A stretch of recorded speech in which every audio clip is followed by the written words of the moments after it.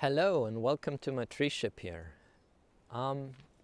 Today I would like to share another piece of spherical thinking with you, in particular with regards to fractals.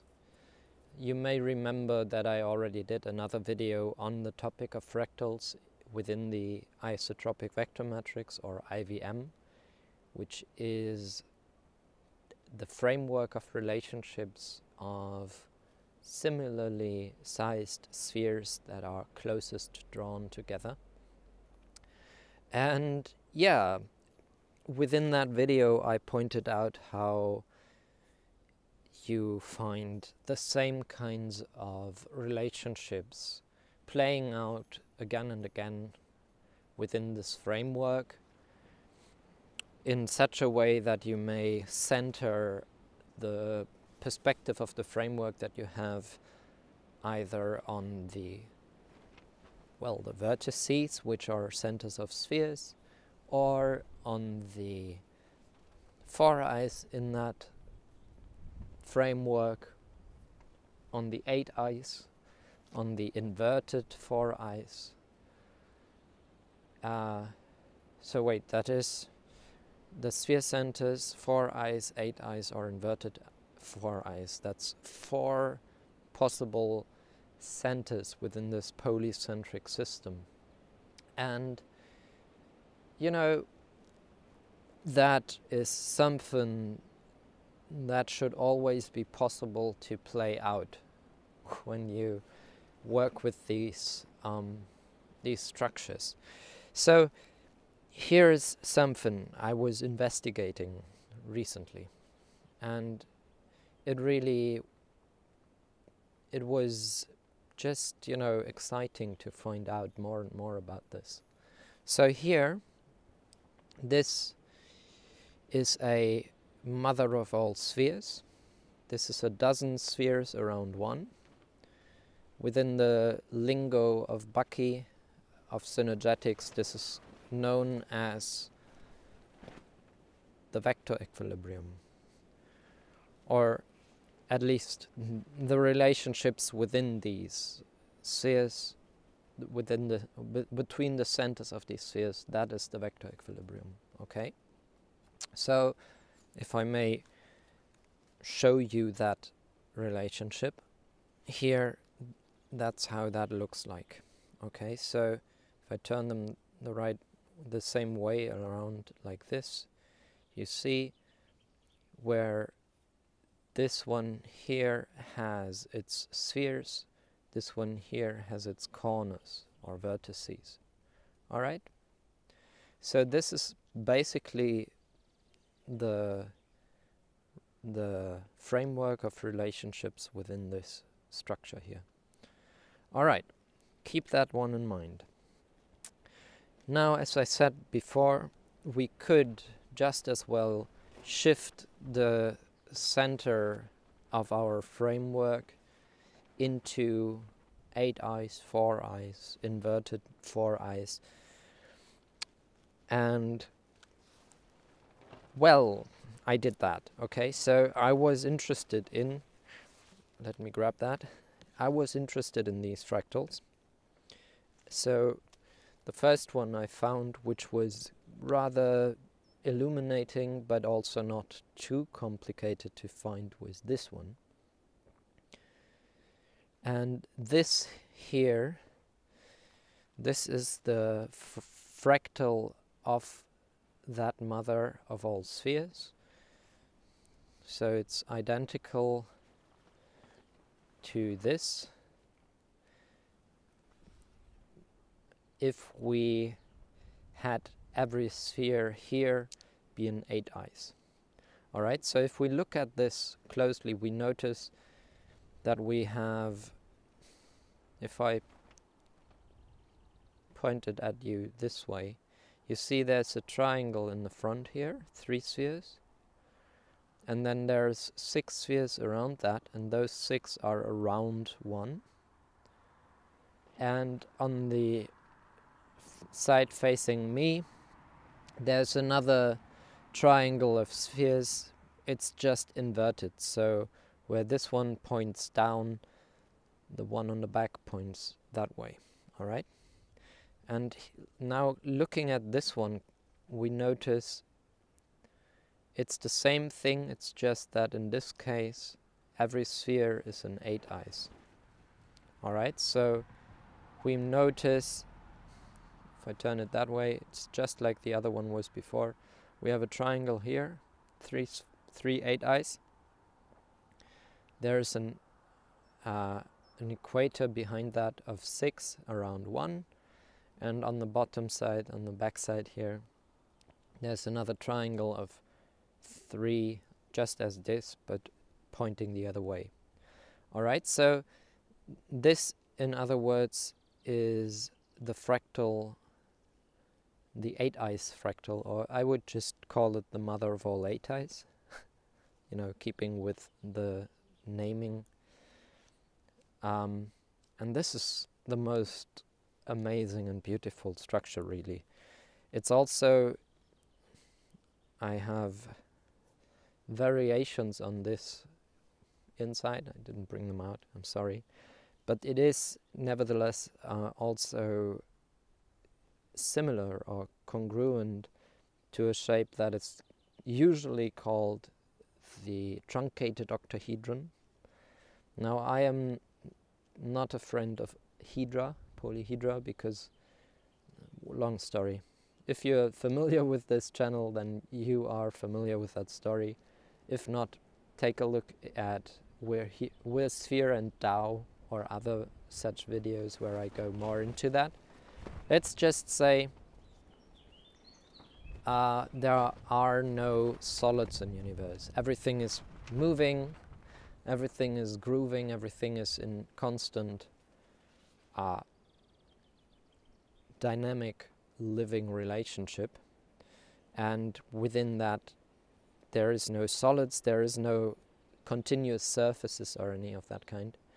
So to have something that resembles that shape that is called the truncated octahedron, you know, to really have it be a wholly, completely stable structure, you would have all of this within that, and some more connections between these lines here, these points here. Okay, so yeah, it's a long story, but it's a very beautiful, very, very, very, very beautiful structure indeed. Now, when I found out about this, I was excited. I got to say, I was really quite excited. And I was thinking, well, if this is possible, then it follows that it should also be possible to have a similar fractal with the 4 eyes, right?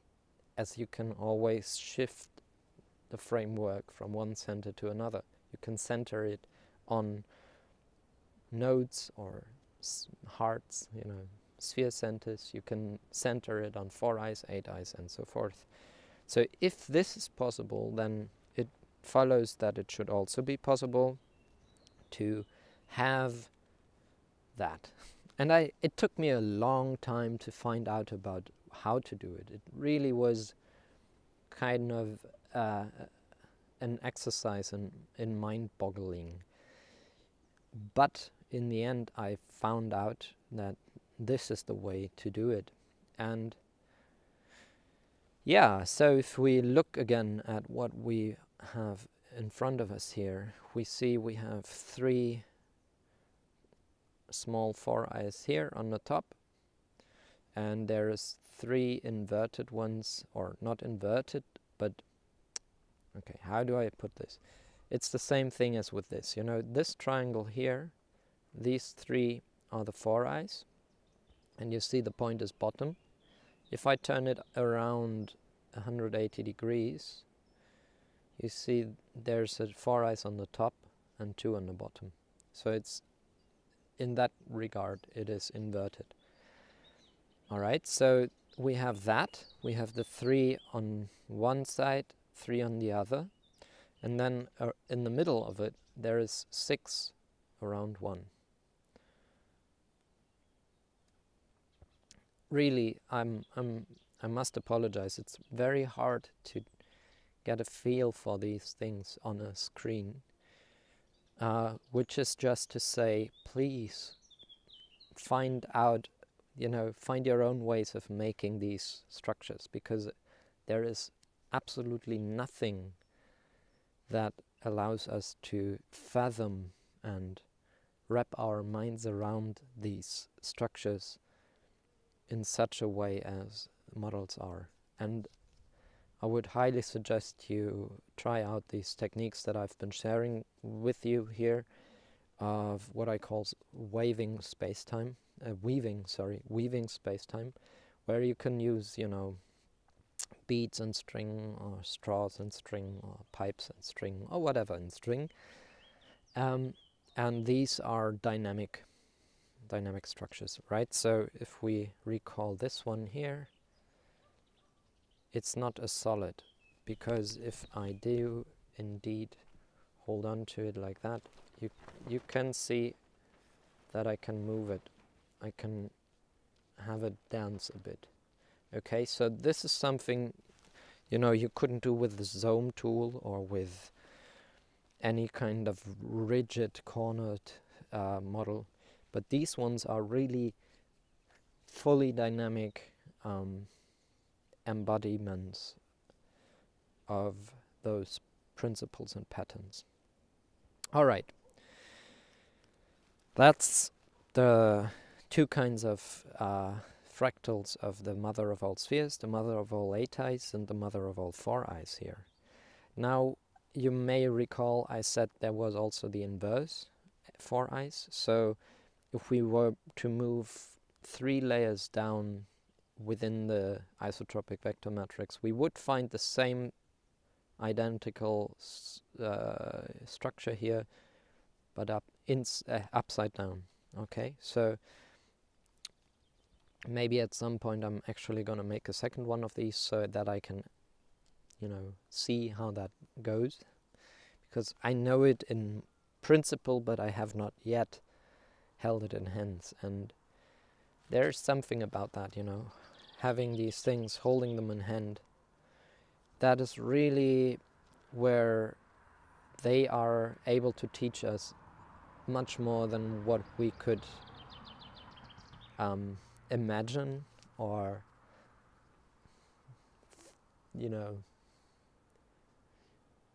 it's just, Synergetics is a hands-on kind of philosophy and mathematics, if you so will. From my point of view, it's not really particularly mathematics, right? It's if it is an experiential mathematics. But I can tell you sincerely, I am not a mathematician. You can't really excite me with formulas and complex numbers, or whatever complex numbers, numbers in general. Not too much, really. And whenever I do encounter those, it really takes a lot of getting into them for me to understand what's going on.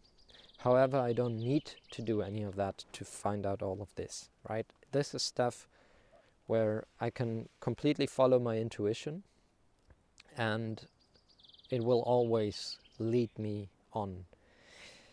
And to, go full circle here, yes, there was one more thing that this led me to, which was, looking at I think it was an Instagram video by someone from Japan who's doing similar kinds of structures with straws and string. And what they did was they made a 3-frequency vector equilibrium. Okay, so I should have brought one of those. I don't have a 3-frequency made yet. The highest frequency I made of them is 2-frequency, and that is already a lot of vectors, a lot of members. But seeing in that video this particular structure revealed something, because what they did was playing with colors in it. There were parts of it, the structure, where you had transparent straws, and others where it was colored straws. And the colored straws were actually showing this. All right? And I was, you know, I was blown away when I saw that, because I realized, holy crap, so wait, the 3-frequency vector equilibrium actually contains the mother of all mothers, right? So here we find a dozen around one mother of all spheres. Okay, so if this is a single one with some added spikes to make it more starry, that is, each one of these is one of those, okay? And I wanted to make one. I wanted to make it so badly, because I saw it and I was like, you know, so here's the next kind of fractal, where indeed we have the spheres at the center again, right? Every one of these has a center sphere, but they themselves have grown a layer around them. And with that, we can again create a whole fractal structure of, here is 3 on the top and 3 on the bottom, one pointing one way, the other, and the remainder is this equator of 6 around 1. Okay, and now you may wonder, well, what's the deal with this? It's actually a dozen and one of these very things without these. I mean, well, with these, but the ones I used here are shorter. So you see, if I were to pull on these opposite sides, like so, you see how the whole thing expands. Now pushing it back in isn't as easy. Well, it is kind of, but there's a bit of friction involved with the wooden dowels and the strings in there. However, you see, this is a dynamic system again. And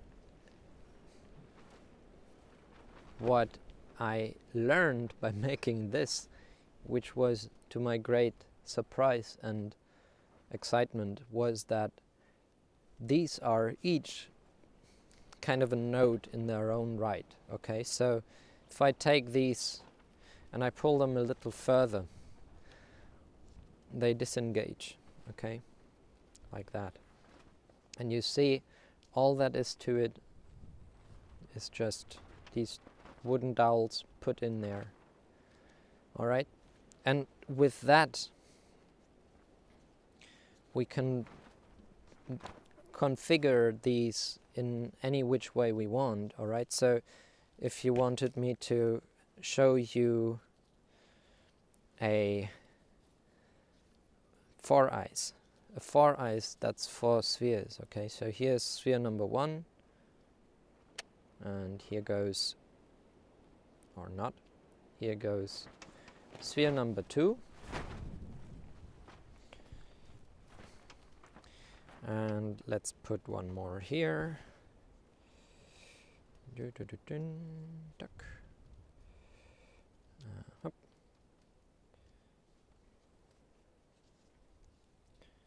Okay, like that, right? So here's a triangle, like the top or bottom of the mother, and having these here, we can take yet another one and put that in the top here.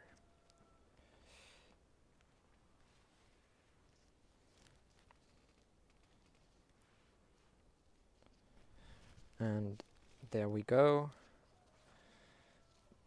This is 4 spheres come together, drawn together as a 4 eyes. Okay? And you can even see in here the presence of a 2 frequency 4 eyes. Like if you looked from this center here all the way over to this center here, there is 2 vectors here. Those 2, and these 2, and those 2, and the actual structure that is manifest in here is these 4 tiny 4 eyes surround 1 8 eyes in the middle there. All right. Well, there is much more. You know, you could plug them together in any which way you want, but I think this is enough for the time being. But yeah, I hope you enjoyed this little dive into the fractality of reality. As you know, this is something that plays out on all cosmic scales, from microcosm to macrocosm. And most of the time it's something that we can't perceive with our unaided senses, because, you know, atoms are tiny, really tiny, and as they grow together, they do make these structures, but on a scale where before we begin to see them, they already have reached such high frequencies that we do not actually perceive them in their individual relationships, and rather only see the superficial solids that they aggregate into. As you may have seen a pirate crystal, for instance, in the shape of a cube, right? One of the very few incarnations of cubes outside of the manufactured reality of humanimal nature.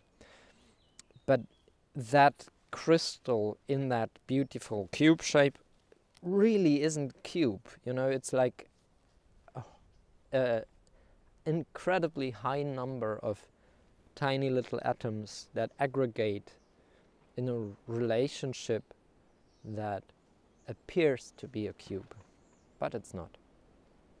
I mean, it's not is a bit of a tough statement to make, because looking at it from outside, again, it resembles a cube. It has a cube shape, okay? But that is only because we kind of ignore what is going on the structural level there. And yeah, I don't know how long we're already at 24 minutes. Maybe it's enough for now. I could plug these together in a way where they seem to be a cube as well, but it really is a double 4 eyes. But yeah, maybe that's for another time. Yeah, so again, if you find this stuff interesting and you want to expand your own understanding of spherical thinking and, you know, find out a bit more about the way of the spheres, which is open to all of us, you know, it's just a matter of actually engaging with it and taking the first step. And a good first step for that, I think, is to check out the website of the project that I'm enrolled with in the realm of the Design Science Studio of the Buckminster Fuller Institute, and our project is called the Fuller Feedback Systems. Okay, so if you want to find out more about spherical thinking, which is something you do even if you're thinking that you're thinking in boxes, that's, you know, your mind is still a spherical one. But if you want to know more about it, please come and visit our website at http double whatever, you know. I'm sorry, the URL is a little weird right now. There is something going on in the depth of the website, which HTTP and HTTPS is a bit complex. Anyways, if you look for www.fullerfeedback.systems, so fullerfeedback.systems, you will find some more information on spherical thinking and synergetics in general. So thank you very much for your continued interest in this, and I hope to see you soon.